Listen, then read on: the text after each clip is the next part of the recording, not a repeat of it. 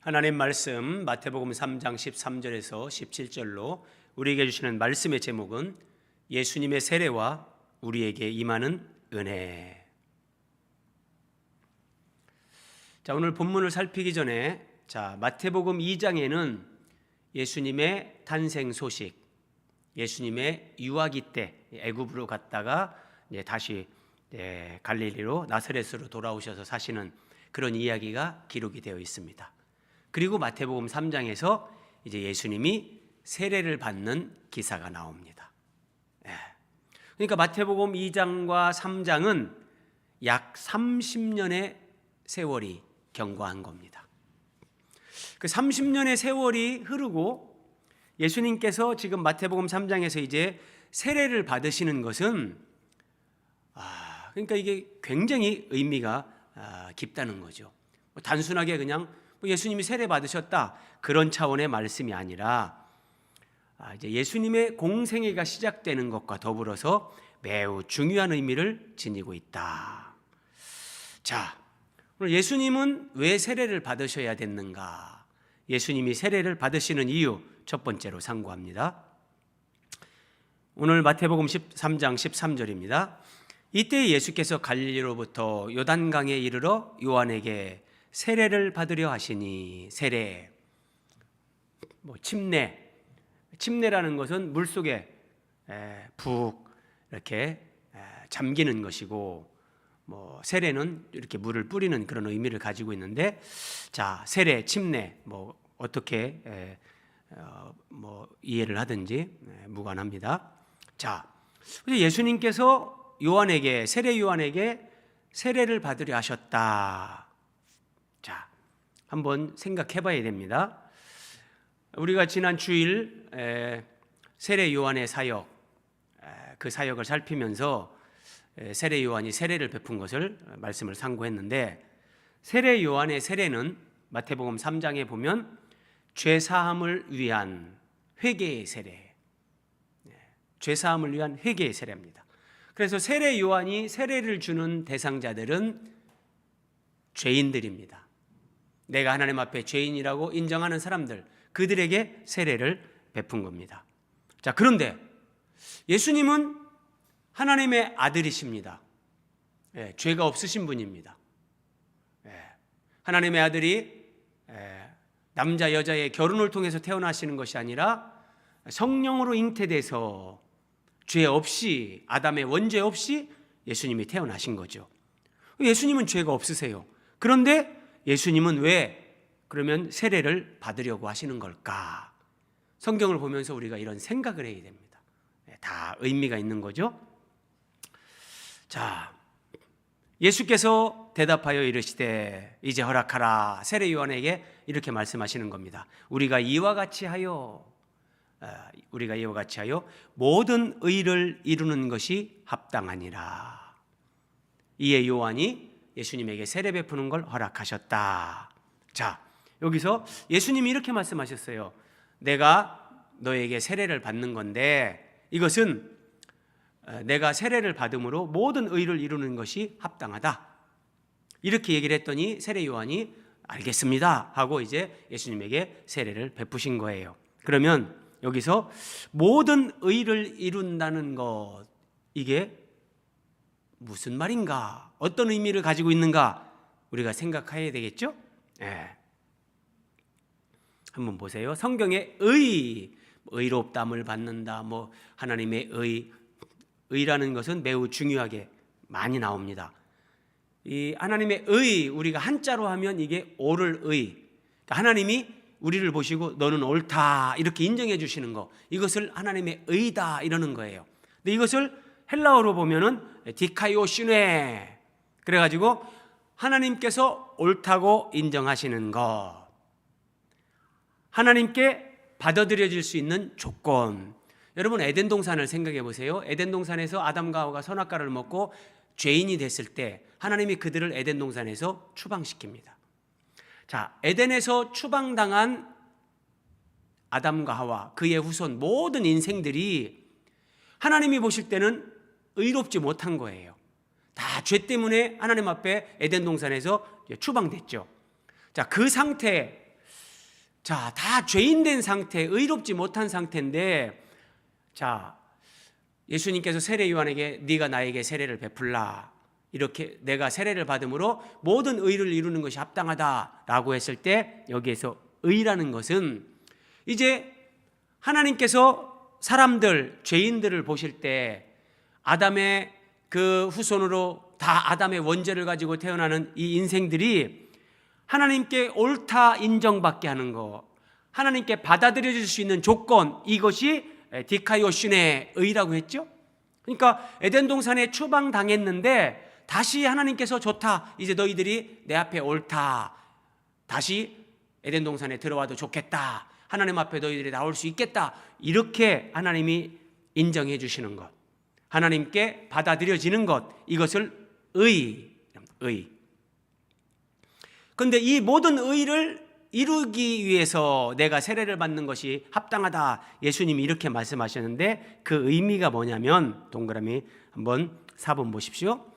예수님께서 세례를 받음으로 모든 의를 이루는 것이 합당하다고 하신 말씀은, 이제 죄인들이 죄사함을 받고 하나님 앞에 의롭다함을 받게 하시기 위해서 예수님이 그 죄인들의 모든 죄를 짊어지고 그 죄인들의 대표자로 예수님이 세례를 받아야 된다는 것, 이 의미가 여기 있는 거예요. 그러니까 예수님이 세례를 받는 것은 모든 그 죄인들을 다 대표로 해서 예수님이 세례를 받으시면서, 이제 그 예수님의 그 세례를 통해서 죄인들이 하나님 앞에 의롭다 인정받게 하는 것, 우리는 칭의를 얻는 거죠. 그래서 하나님 앞에 다시 받아들여질 수 있는 사람들이 되게끔 예수님이 이 일을 이루시기 위해서 세례를 받으셔야 된다, 이런 의미라는 거예요. 여기에서 물론 세례는 뭐 요단강에서 받은 그 물세례, 그것만을 의미하는 게 아니라 결국 십자가 죽음까지 이제 연결이 되는 겁니다. 자, 한번 보세요. 고린도서 5장 14절에서 그리스도의 사랑이 우리를 강권하시는도다. 우리가 생각하건대 한 사람이, 여기 예수님입니다, 한 사람이 모든 사람을 대신하여 죽었은즉 모든 사람이 죽은 것이다. 자, 아담 한 사람이 죄를 졌는데 아담의 후손으로 태어나는 모든 사람이 다 죄인이 돼요. 이건 뭐냐면 아담은 개인 한 사람이 아니라 모든 인류의 대표자예요. 아담이. 그래서 아담이 죄를 지을 때 아담의 후손으로 태어나는 모든 사람이 다 죄인이 되는 거예요. 자, 마찬가지로 죄 없으신 하나님의 아들이 사람으로 이 땅에 오셔서 죄 없는 그 예수님이 죄를 짊어지고 대신 죽으심으로 한 사람이 모든 사람을 대신하여 죽었다. 이게 예수님이 인류의 새로운 대표자, 우리의 대표자가 되는 거예요. 그래서 대표자이신 한 사람 예수님이 십자가에서 죽었는데 그것이 모든 사람을 위해서 대신 죽은 거다, 그러는 거예요. 그래서 모든 사람이 죽은 것이라. 그래서 죄의 삭은 사망인데 예수님이 십자가에서 대신 죽었기 때문에 이제 예수님을 믿는 사람들은 예수님이 대신 죽었기 때문에 그 영원한 죽음, 그 형벌을 우리는 받지 않는다는 거죠. 그래서 예수님을 믿는 사람들은 예수 그리스도 안에서 그 영생을 얻게 되는 것. 한 사람이 모든 사람을 대신해서 죽었다, 이 대표성의 원리, 성경이 이걸 얘기하는 거예요. 자, 그런 의미에서 히브리서 2장 17절을 보십시오. 그러므로 그가, 예수님이 범사에 형제들과 같이 되심이 마땅하다, 우리와 같이 되는 것이 마땅하다. 이는 하나님의 일에 자비하고 신실한 대제사장이 되어 백성의 죄를 속량하려 하심이라. 모든 백성들, 모든 사람들의 죄를 속량하기 위해서 값을 지불하고 노예제도가 있을 때는 노예를 돈을 주고 사서 값을 지불하고 주인에게 사서 그 노예를 해방시키는 거, 이걸 속량한다, 구속한다, 그러는 거예요. 모든 백성들의 죄를 속량한다, 예수님이 대신 죽음으로 갚으시고 그들을 해방시키는 것, 그러기 위해서 예수님이 우리와 같이, 히브리서 2장 17절 다시 보세요. 그가 범사의 형제들과 같이 되심이 마땅하도다. 그래서 우리가 세례를 받아야 되는데 예수님이 세례 요한의 세례를 받았던 그 죄인들과 같이, 마치 예수님이 우리와 같이 그렇게 세례를 받았다. 왜요? 우리의 죄를 속량하기 위해서, 여기에 대표성의 원리가 함유되어 있는 거예요. 자, 예수님이 세례를 어디서 받으셨죠? 세례 받으신 장소 요단강입니다. 요단강. 자, 13절 오늘 본문 다시 봅니다. 이때 예수께서 갈릴리로부터 요단강에 이르러 요한에게 세례를 받으려 하시니, 자, 요단강에서 세례를 받는다. 성경을 이렇게 그냥 점으로 보는 것이 아니라 성경은 선으로 봐야 돼요. 그러니까 창세기부터 요한계시록까지는 쭉 연결이 되어 있어요. 자, 우리가 창원중앙역에서 기차를 타고 서울역까지 갑니다. 그러면 창원중앙역부터 쭉 연결되는, 동대구로 가서 대전으로 가고, 천안역으로 가고, 이것이 철로가 쭉 연결되어 있는 것처럼 하나님 말씀은 창세기부터 요한계시록까지 66개의 그 정거장이 있는데 이것이 하나로 다 연결돼 가지고 창세기부터 출발한 이 구원 열차가 요한계시록에 가서 딱 목적지에 도달하면서 완성이 되는 것이 성경입니다. 그래서 성경을 볼 때 우리가 점으로 보는 것이 아니라 연결된 선으로 볼 수 있어야 됩니다. 그럼 여기 요단강에서 예수님이 세례를 받는데 이것을 선으로 보면 어떤 의미가 있는가?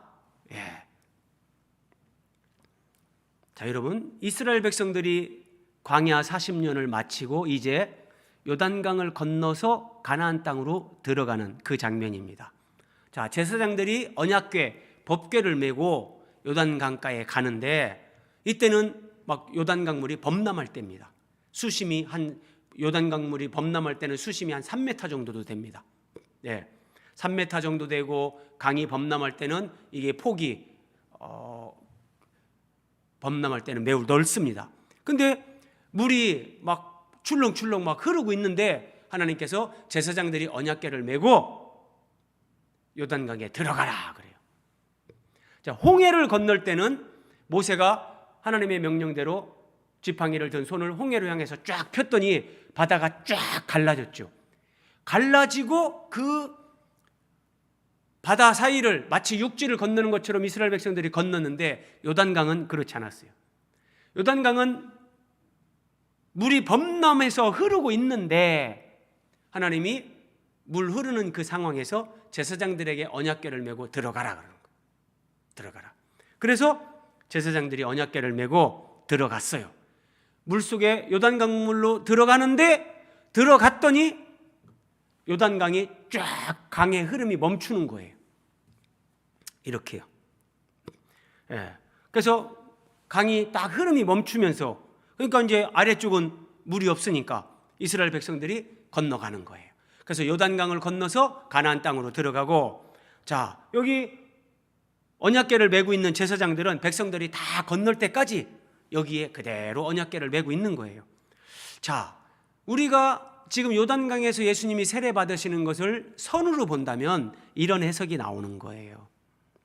자, 지금 예수님이 요단강에서 세례 요한을 통해서 세례, 곧 침례를 받으십니다. 어떤 의미냐? 언약궤, 법궤, 이것은 그 하나님의 임재의 상징이면서 곧 언약궤는 또 그리스도를 상징합니다. 그 언약궤 안에 있는 십계명 돌판, 그것을 완성하시는 그리스도, 말씀이신 그리스도, 거기에 있는 만나, 우리의 생명의 양식으로 하늘에서 내려오시는 우리 영의 양식 되시는 예수 그리스도, 아론의 쌍난 지팡이, 그리스도의 부활, 그리고 그 언약궤 상판 뚜껑 두 그룹 사이 속죄소, 거기에 속죄 제물의 피가 뿌려지는, 이게 그리스도를 상징하는 거예요. 자, 그런데 지금 예수님의 세례, 그러니까 언약궤가 요단강에 들어갔다는 것은 그리스도의 죽음을 예표하는 거예요. 그러니까 예수 그리스도의 그 대속 죽음으로 말미암아 우리는 하나님 앞에 나아갈 수 있다. 우리는 하나님 나라에 들어간다. 가나안 땅에 가는 것을 통해서 구약에는 그렇게 보여주는 거죠. 그런데 예수님의 세례도 죽음을 예표하는 거예요. 예수님의 세례도 죽음을 예표합니다.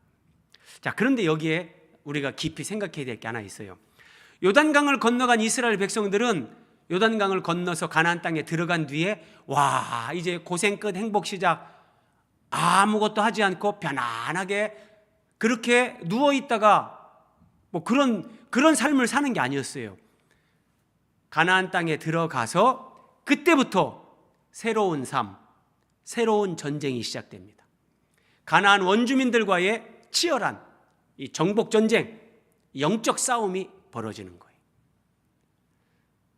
우리가 이걸 잘 이해를 해야 되는 거예요. 내가 예수님을 믿었어요. 영적으로 요단강을 건넌 거예요. 그럼 내가 예수님을 믿고 바로 우리가 그럼 천국의 안식에 들어가냐? 가나안 땅에서 누리는 것도 안식이지만 거기에는 우리가 이 땅에 사는 동안 내가 예수님을 믿고 세례를 받고 이제 천국 백성이 됐어요. 그리고 예배당에 나오면서 교회 안에서 믿음 생활을 합니다. 그러면 우리에게 완전한 천국이 임하냐? 아니에요. 부분적인 천국. 이 땅에 사는 동안에는 이스라엘 백성들이 가나안 땅에 들어가서 정복 전쟁을 수행했던 것처럼 우리도 내 부패한 욕망으로부터 이 올라오는 죄와의 싸움, 눈에 보이는 것 더 갖고 싶어하는 그런 탐욕, 탐심이라는 우상과의 싸움, 하나님 앞에서 말씀대로 살지 않고 내 뜻대로 살고 싶어하는 이 자아를 처리하는 싸움, 우리가 영적으로 세례를 받고 나면 이제 이런 새로운 싸움, 그러나 주님 안에서의 그런 기쁨과 감격, 천국의 어떤 그런 은혜를 누리는 그런 새로운 삶, 이것이 시작되는 거죠. 이것이. 자, 그래서 동그라미 5번, 예수님의 세례는 예수님께서 십자가에서 승리하신 싸움에 이제 그리스도인들이 참여함으로 하나님의 은혜와 그 하나님 나라의 영광을 누리는 것, 여기까지를 보여주는 거예요. 그러니까 자, 언약궤를 메고 요단강을 건너죠. 이것이 예수 그리스도의 죽음을 예표하는 거였는데 예수님이 실제로 요단강에 오셔서 그 언약궤의 실체이신 예수님이 물속에 들어가는 거예요. 잠기는 거예요. 이게 예수님의 죽음을 예표하는 거죠.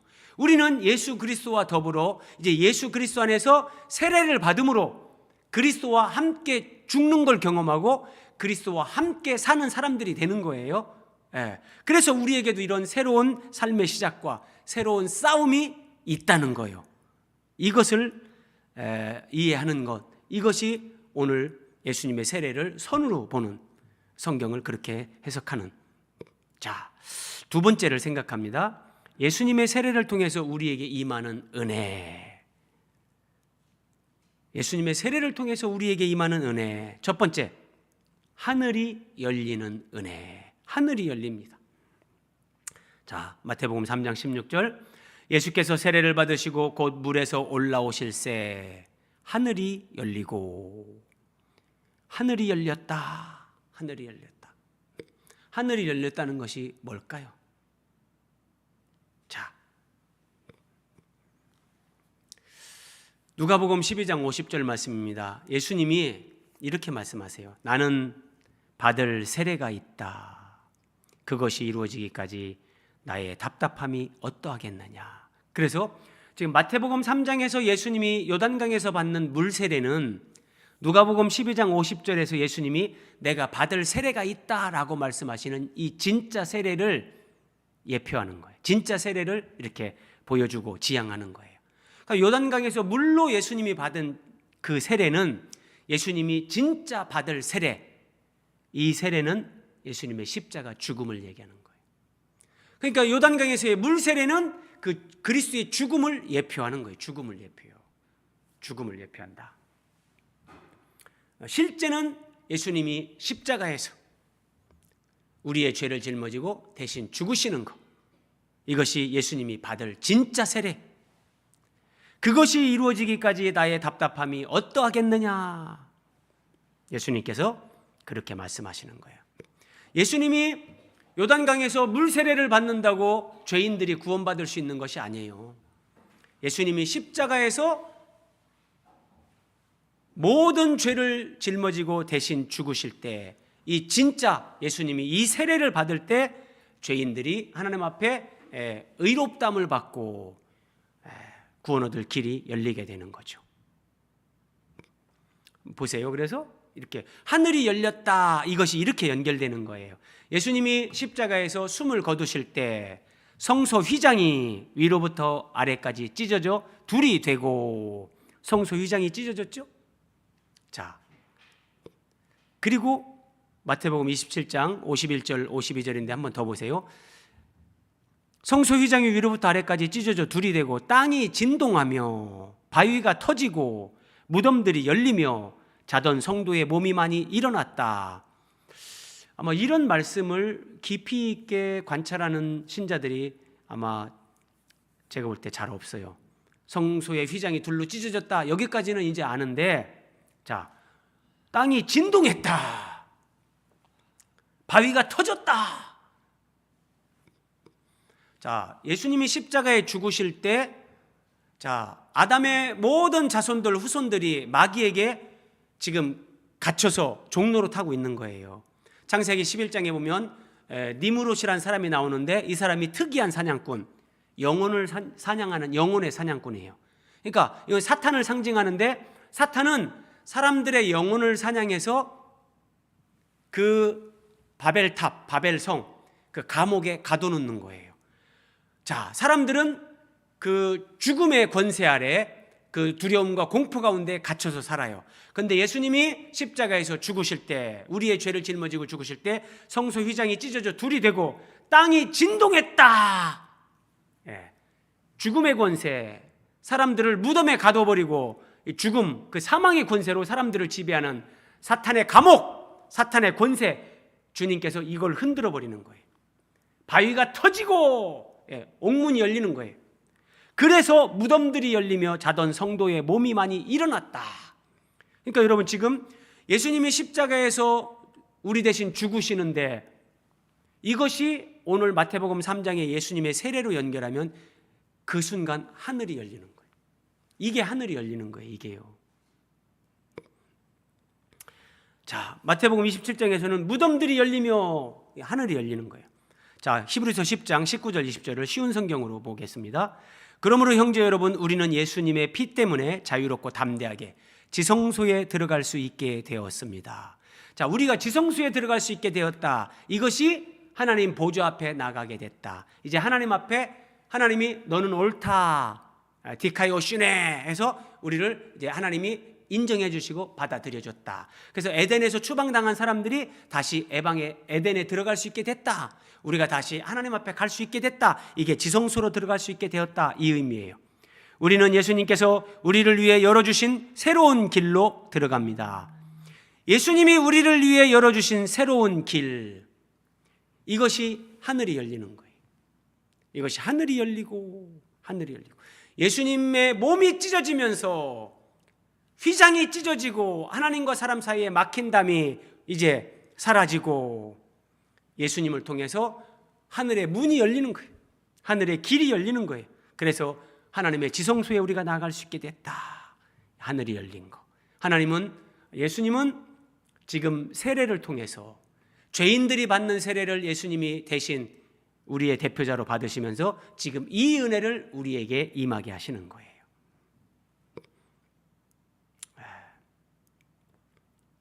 하늘이 열렸죠? 다시 보세요. 이것이 어떻게 되는가? 요한복음 1장 51절에서 예수님이 이렇게 말씀하세요.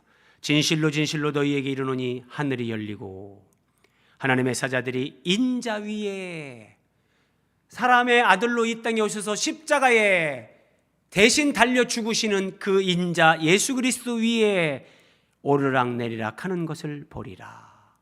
이것이 하늘이 열리는 은혜. 이 은혜를 예수님은 우리에게 주시기 위해서 죄인들이 받으시는 그 세례를 예수님이 인류의 대표자로 그 세례를 받으시고 요단강 물속에 푹 잠기시고 거기서 올라오시는 이 세례를 받으시는 거예요. 자, 두 번째, 성령이 비둘기같이 임하는 은혜. 자, 예수님이 세례를 받으시고 그 세례를 통해서 우리에게 베푸시는 은혜. 자, 두 번째, 성령이 비둘기같이 임하는 은혜. 예수께서 세례를 받으시고 곧 물에서 올라오실새 16절입니다. 하늘이 열리고 하나님의 성령이 비둘기같이 내려 자기 위에 임하심을 보시더니, 그림 한번 보세요. 예수님이 요단강에 푹 잠기셨다가 쫙 이제 물에서 올라오는 거예요. 이스라엘 백성들이 요단강을 통과해서 가나안에 들어가는 거. 자, 예수님은 물에서 올라오십니다. 그런데 참 성경이 재밌어요. 마태복음 3장 16절 다시 보세요. 예수께서 세례를 받으시고 곧 물에서 올라오실새, 예수님이 올라오시는데 성령이 비둘기같이 하늘에서 내려오십니다. 예수님은 물에서 올라오시고 성령님은 하늘에서 내려오십니다. 더 깊은 의미는 이제 뒤에서 제가 한 번 더 언급하는데, 저는 이 말씀을 다시 묵상하면서 여기에 또 어떤 의미가 있을까? 저는 여기까지 연결이 되더라고요. 이것은, 자, 예수님이 이제 십자가 죽음과 부활을 통해서 승천하시죠? 그 예수님이 이제 십자가 구속을 이루시고 승천하실 때 성령님이 또 오시죠. 예수님과 성령님의 임무 교대, 임무가 교대된다, 이 교체되는 거. 이것도 참 깊은 의미를 담고 있어요. 요한복음 16장 7절입니다. 예수님께서 이렇게 말씀하셨어요. 내가 너희에게 실상을 말하노니 내가 떠나가는 것이 너희에게 유익이다. 예수님이 제자들에게 내가 너희를 떠나가는 것이 너희에게 유익하다. 제자들이 이해가 안 되는 거죠. 예수님 무슨 말씀을 그렇게 하십니까? 내가 떠나가지 아니하면 보혜사가 너희에게로 오시지 아니할 것이요, 내가 가면 내가 그를 너희에게 보낼 것이다. 그래서 여러분, 성령은 예수 그리스도의 이름으로 아버지 하나님께서 우리에게 보내주십니다. 그러니까 예수님의 십자가 구속 사역이 없다면 성령은 우리에게 오실 수가 없습니다. 그래서 예수님이 십자가 구속 사역을 이루시고 아버지 앞에 가서, 아버지, 이제 믿는 자들에게 성령을 보내주십시오. 예수님이 구하시고 아버지께서 그 기도를 들으시고 성령을 예수 그리스도의 이름으로 보여주는 거예요. 그래서 내가 가면 내가 그를 보혜사 성령을 너희에게 보낼 것이다. 아버지께 구해서 보낸다, 이런 의미. 그래서 예수님이 물에서 올라오시고 성령은 하늘에서 내려오시고, 이런 임무 교대. 제가 한번 말씀드렸죠. 예수님이 십자가에서 구속을 완성하셨어요. 그런데 성령이 만약에 우리 가운데 오시지 않는다면 2000년 전에 예수님이 유대 땅에서 십자가에서 죽은 것을 우리가 뭐 본 적도 없고, 우리가 직접 뭐 거기 관여된 것도 없는데, 그런데 그 예수님이 나를 위해서 죽었다, 그리고 부활하셨다, 믿을 수 있는 사람이 없습니다. 불가능한 겁니다. 그래서 구약 성경은 두 가지를 약속합니다. 구약 성경 전체를 요약하면, 첫째는 여자의 후손 하나님의 아들을 그리스도로 구원자로 보내겠다. 그게 첫 번째고, 두 번째는 하나님의 영, 거룩한 성령을 보내겠다. 이 두 가지입니다. 두 가지. 이게 구약 성경의 핵심 두 가지 약속. 그래서 예수님이 오셔서 이제 구속을 이루시고 아버지께로 가셔서 아버지께 구해서 성령을 이제 믿는 자들에게 임하게끔 그렇게 하시는 것. 이것을 이 그림 한 장으로, 예수님은 요단강에서 올라오시고 죽음, 십자가, 세례, 그걸 완성하시고 이제 하나님께로 가시고 성령께서 내려오시고 임무 교대. 자, 이런 말씀을 이렇게 잘 이해를 하셔야 됩니다. 예레미야 31장 33절, 하나님이 새 언약을 말씀하시는 부분인데, 그날 후에 내가 이스라엘 집과 맺을 언약은 이러하다. 시내산에서 이스라엘 백성들과 맺었던 첫 언약, 그 언약 안에서 이스라엘 백성들은 하나님 뜻대로 살지를 못했어요. 자, 그래서 하나님께서 새 언약을 말씀하시는데, 그 언약은 이스라엘 집과 이제 맺는데, 자, 내가 나의 법을 그들의 속에 두며 그들의 마음에 기록하겠다. 첫 언약은 시내산에서 하나님께서 돌판에다가 십계명을 기록해서 주셨어요. 그렇죠? 십계명을 돌판에 기록해서 그들에게 주셨는데, 그 말씀대로 사는 믿음의 사람이 없었죠. 그래서 하나님께서 내가 새 언약을 맺겠다. 근데 새 언약은 나의 법을 돌판에 기록하는 것이 아니라 이제 믿는 자들 그들 속에 그들 마음에 기록하겠다 이러셨어요.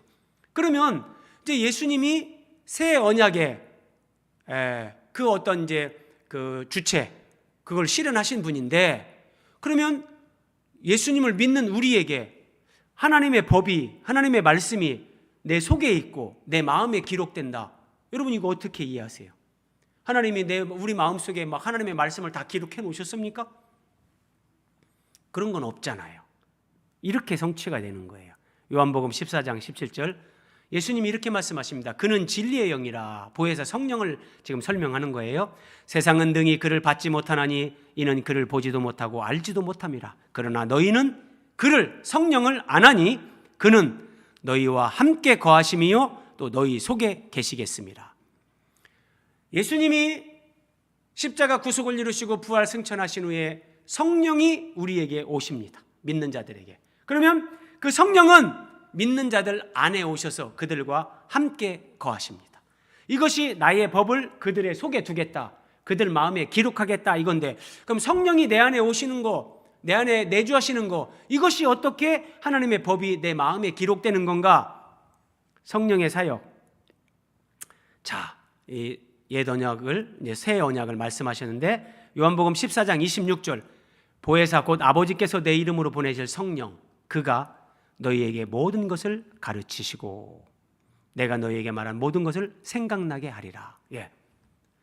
예수님의 말씀, 우리가 성경을 통해서 하나님이 깨닫게 하신 말씀, 교회 공동체 가운데 예배를 통해 또 묵상을 통해 성경 공부를 통해 성령께서 깨닫게 하신 말씀.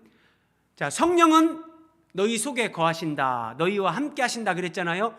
내 속에 내주하시는, 예수님을 믿는 사람들 속에 내주하시는 성령님께서 예수님이 하신 말씀, 하나님께서 우리에게 깨닫게 하신 그 모든 말씀을 다시 가르치시고 생각나게 하시는 거예요. 이것이 하나님의 법, 하나님의 말씀을 그들의 마음에 기록한다 이거예요. 이것이. 이런 것들을 여러분 보시면 내가 믿음으로 산다고 하면서 그럼 내 안에 내주하시는 성령님, 그 성령님은 항상 우리에게 말씀을 생각나게 하고 가르치세요. 깨닫게 하세요. 그런데 내 안에 계시는 성령님과 내가 단 한 번도 교제를 안 해요. 성령님께 묻지도 어떤 그런 인도를 구하지도 참 안타까운 거죠. 그래도 하나님이 은혜를 주시고 성령께서 우리를 인도하시고 그렇게 믿음으로 살게 하시지만, 자, 성령의 세미한 인도를 깨닫고 듣고 느끼면서 그 인도와 가르침을 따라서 살아가는 사람과 아무것도 몰라요. 성령님께서 내 안에서 나에게 가르치시고 생각나게 하는 거 개념이 없어요. 아무것도 모르는 상태에서 소발에 쥐잡듯이 어떻게 하다가 정말 내가 걸음 걷는데 성령께서 막 웅덩이에 빠지지 않게 하는, 거기를 살짝 건너뛰게 하고 그런 은혜로 사는데, 그래서 여러분 그리스도인은 늘 기도하는 거예요. 이 기도를 종교적인 것으로 생각하면 안 돼요. 하나님, 아버지, 주님, 성령님 이렇게 하면서 대화하는 거예요. 대화요. 여러분들 마음속에 어떤 아픔이 있든지 하나님의 정말 인도를 구해야 될 일이 있다든지 내가 뭔가 하나님께 묻고 뭐를 이렇게 결정해야 될 일이 있을 때, 그러면 예수님이 피로 값주고 사신 우리에게 성령을 보내주셨는데 그 성령님은 우리 안에 내주하시는데 그 성령님이 우리에게 아무런 느낌도 없고 깨달음도 없고 가르침도 없고 그렇게 하실 수가 없다니까요. 반드시 깨닫게 하고 생각나게 하고 뭔가 이렇게 인도를 해주시고 그걸 경험한다니까요. 그거를. 그러면은 이게 하나님께서 예레미야 31장에서 새 언약을 말씀하신 것처럼 구약의 이스라엘 백성들은 하나님의 뜻대로 살지 못했어요.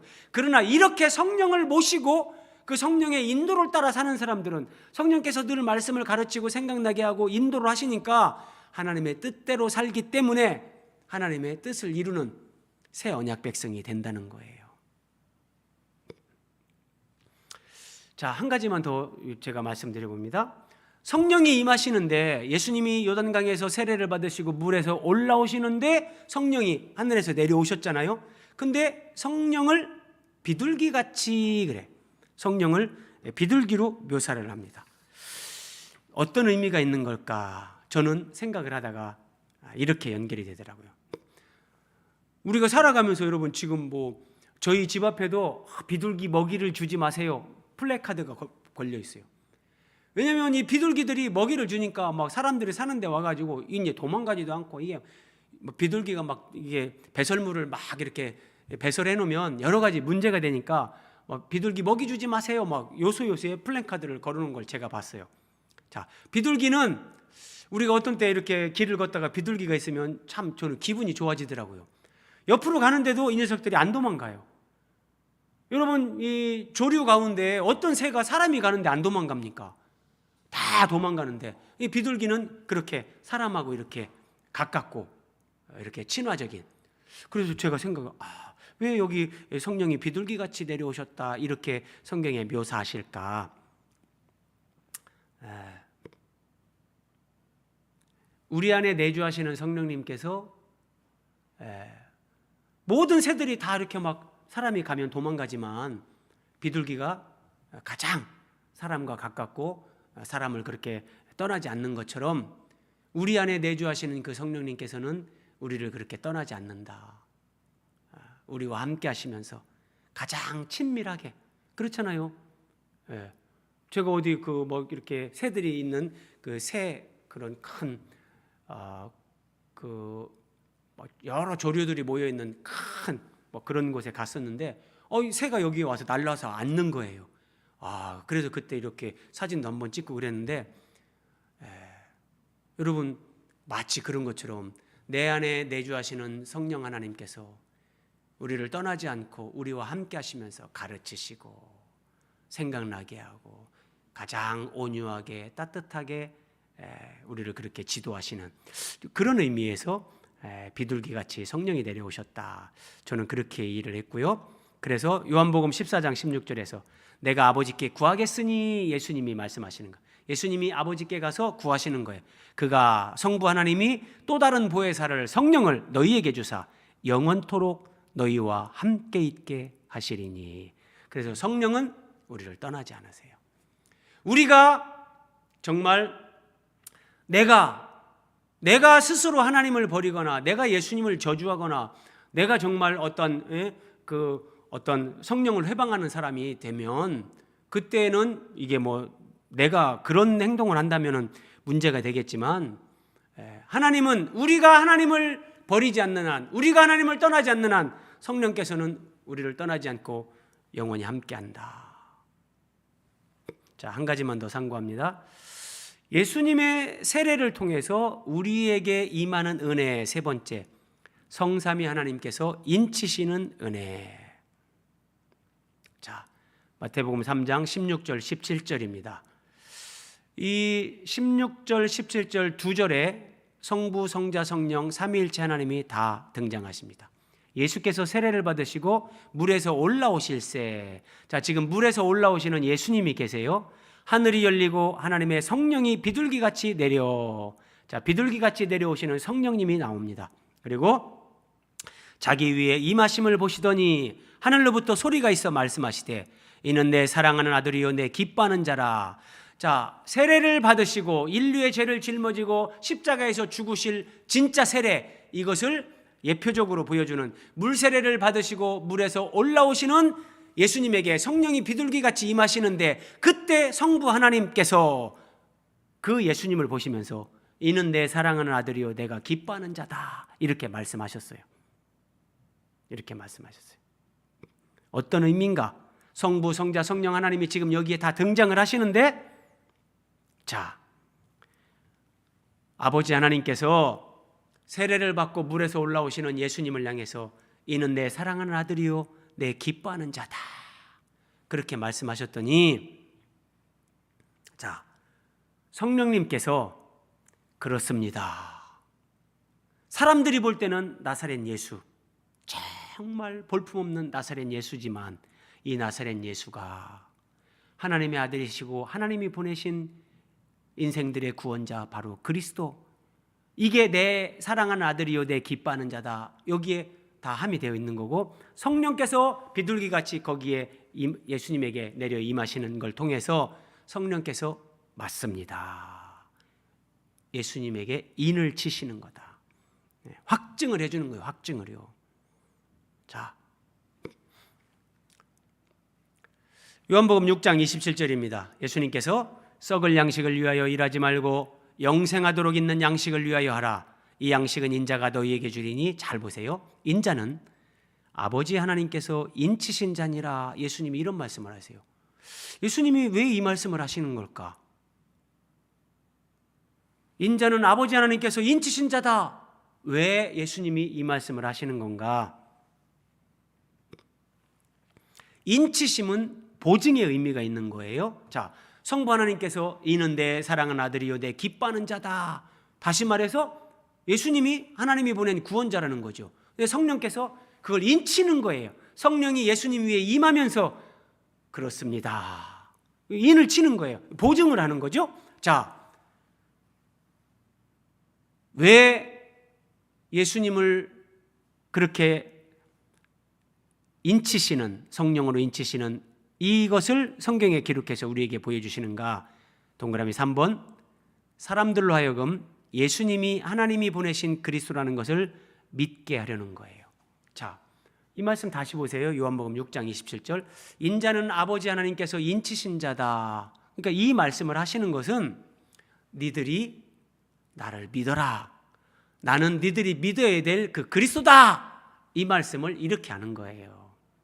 그러니까 썩을 양식을 위하여 일하지 말고 영생하도록 있는 양식을 위해서 일해라. 이 말씀과 인자는 아버지 하나님께서 인치신 자다. 이 말씀이 어떻게 연결되는 거예요? 자, 유대인들이 예수님한테 물었어요. 무엇을 어떻게 하는 것이 하나님의 일을 하는 겁니까? 하나님의 일을 하는 것은 하나님이 보내신 자를 믿는 거다 그랬잖아요. 그러니까 인자는 아버지 하나님께서 인치신 자다. 썩는 양식을 위하여 일하지 말고 하나님 아버지께서 보내신 자를 믿음으로 영생하도록 있는 양식을 위해서 일하는 거. 그러니까 내가 너희들이 믿어야 될 그 믿음의 대상 그리스도다. 이것을 인자는 아버지 하나님께서 인치신 자다. 예수님이 이렇게 말씀하시는 거예요. 이 성경이 이거를 우리에게 확증해 줍니다.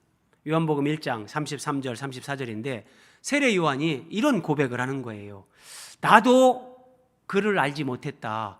나도 누가 그리스도인지, 누가 하나님의 아들 정말 구원자인지 나도 처음에는 몰랐다. 그런데 하나님이 나를 보내어 물로 세례를 베풀라 하셨는데, 나에게 물로 세례를 베풀라 하신 하나님께서 나에게 말씀하시기를 성령이 내려서 누구 위에든지 머무는 것을 보거든 그가 곧 성령으로 세례를 베푸시는 분, 그가 하나님이 보내신 구원자, 그가 하나님이 기뻐하는 아들, 그가 그인 줄 너는 알라. 이렇게 말씀하셨기에 내가 보고 그가 하나님의 아들이심을 증언하였노라.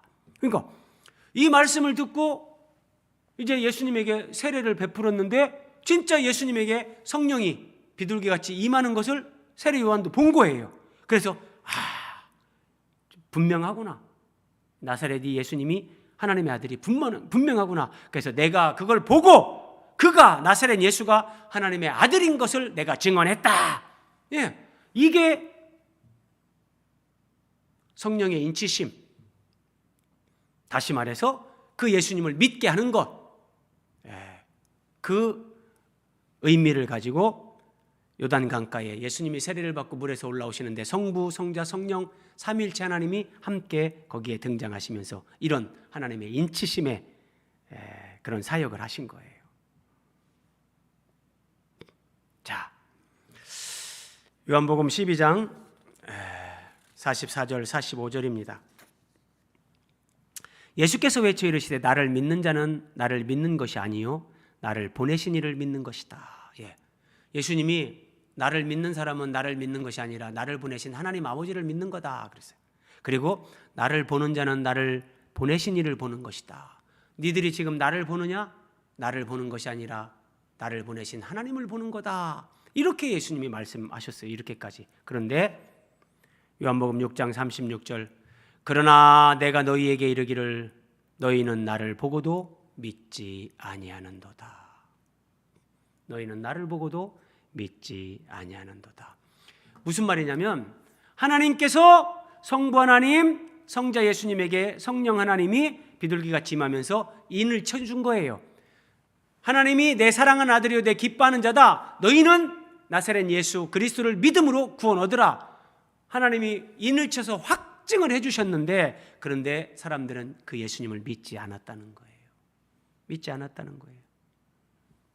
자, 예전에 한번 봤었는데 다시 한번 보세요. 에베소 1장에 여기에 똑같이 성부, 성자, 성령 하나님이 나옵니다.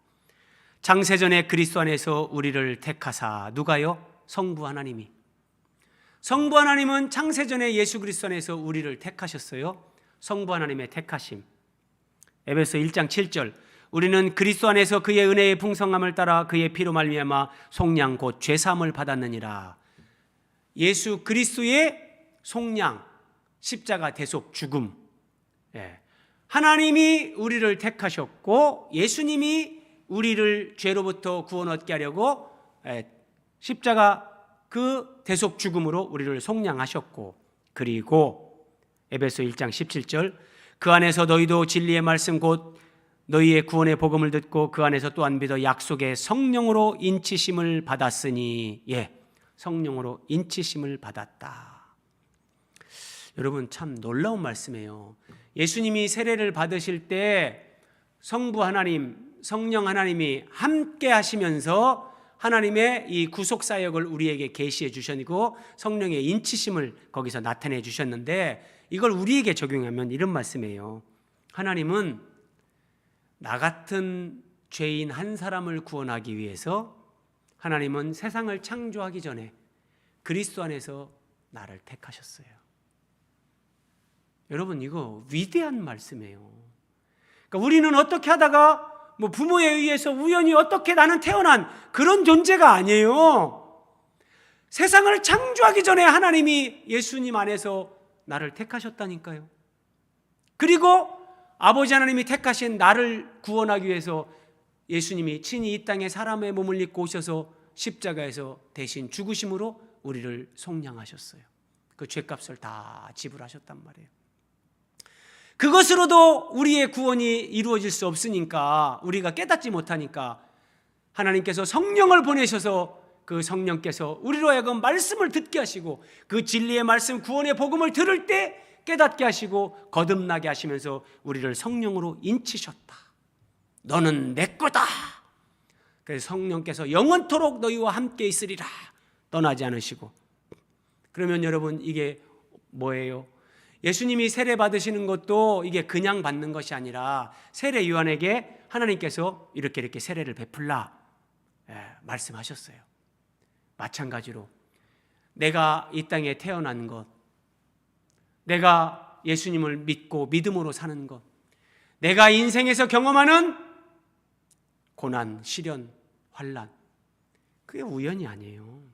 다 하나님의 주권 안에 있고 하나님은 그 모든 걸 섭리하세요. 그래서 하나님은 전능하신 하나님, 완전하신 하나님, 그 하나님을 신뢰하십시오. 그 하나님은 우리의 구원을 위해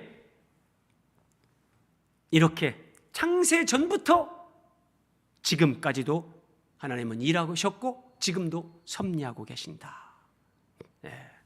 그래서 이런 하나님의 경륜, 나를 향한 하나님의 놀라운 계획, 이런 것들을 알고 하나님 앞에서 우리의 인생이 더 의미 있고 가치 있고 아름다운 삶이 되어야 되지, 그냥 우리가 돈이나 조금 더 모으고 맛있는 음식이나 조금 더 먹고 세상에서 조금 더 많이 소유하고 그렇게 죽는 것이 그게 복 있는 신자가 아닙니다. 자, 말씀을 마무리합니다.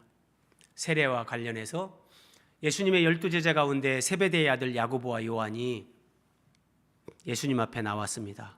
선생님, 주의 영광 중에서 이제 예수님이 진짜 만왕의 왕이 되겠다, 예수님이 표적행하는 거 이런 거 보니까 이런 생각이 드는 거예요. 그래서 주의 영광 중에서, 주의 나라에서 우리를 하나는 주의 우편에 하나는 주의 좌편에 앉게 해주십시오. 우의정, 좌의정 되게 해주십시오. 이렇게 구한 거예요. 예수님께서 너희는 너희가 구하는 것을 알지 못하는도다. 바르게 알고 이렇게 구했으면 뭐 괜찮은데 이 사람들은 그냥 야고보와 요한은 좌의정, 우의정 조금 더 높아지는 거 뭐 그런 차원에서 세상적인 그런 관점에서 그 자리를 구한 거죠. 예수님께서 이렇게 말씀하시는 거예요. 너희는 너희가 구하는 것을 알지 못하는도다. 내가 마시는 잔을 너희가 마실 수 있느냐? 여러분 여기서 예수님이 마시는 잔이 뭐예요? 아버지여 이 잔을 내게서 지나가게 하옵소서. 십자가 죽음이란 말이에요. 내가 받는 세례를 너희가 받을 수 있느냐? 이것이 예수님이 마시는 잔, 예수님이 진짜 받을 세례, 이게 십자가 죽음이란 말이에요. 십자가 죽음이란 말이에요. 자, 그들이 말하되 할 수 있습니다. 예수님이 마셔야 되는 잔, 예수님이 받아야 될 세례가 지금 야고보와 요한이 볼 때는 뭐 요단강에서 물 세례 받은 거 그 정도로만 이해하는 거죠. 뭐 저도 그거 할 수 있습니다. 예수께서 이르시되 내가 마시는 잔을 마시며 내가 받는 세례를 너희들이 진짜 받는다면 내 좌우편에 앉는 것은 내가 줄 것이 아니라 누구를 위하여 준비되었든지 그들이 얻을 것이다. 하나님께서 내 좌편에 우편에 앉을 사람들을 다 준비할 터인데 그것은 내가 받을 세례를 받는 사람들, 거기에 참여하는 자들, 그들을 위해 하나님이 예비하시는 거지 그냥 뭐 달라고 해서 주는 그게 아니야. 예수님이 이렇게 말씀하셨어요. 자, 오늘 마지막 말씀입니다. 예수님은 우리의 모든 죄를 짊어지고 요단강에서 우리의 대표자로 세례를 받으셨습니다. 그런데 오늘 마가복음 10장에서 내가 받을 세례, 예수님이 그러시잖아요. 이것이 예수님의 십자가 죽음이에요.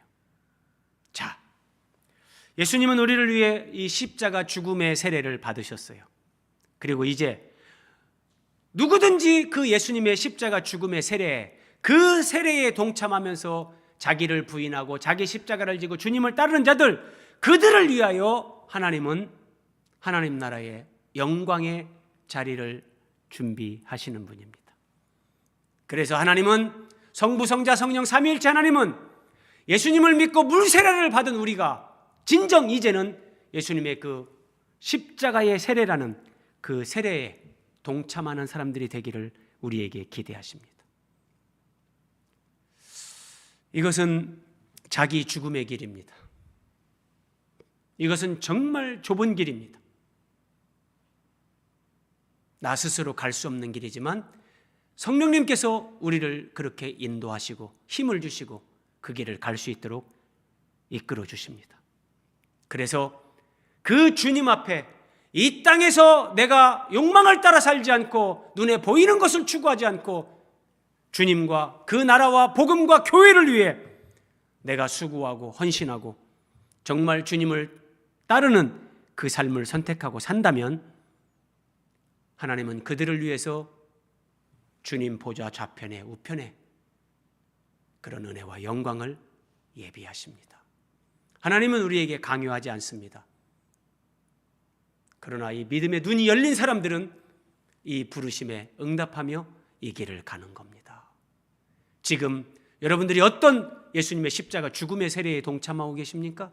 그것이 은혜고 축복이고 영광임을 아시기 바랍니다. 우리 기도하겠습니다.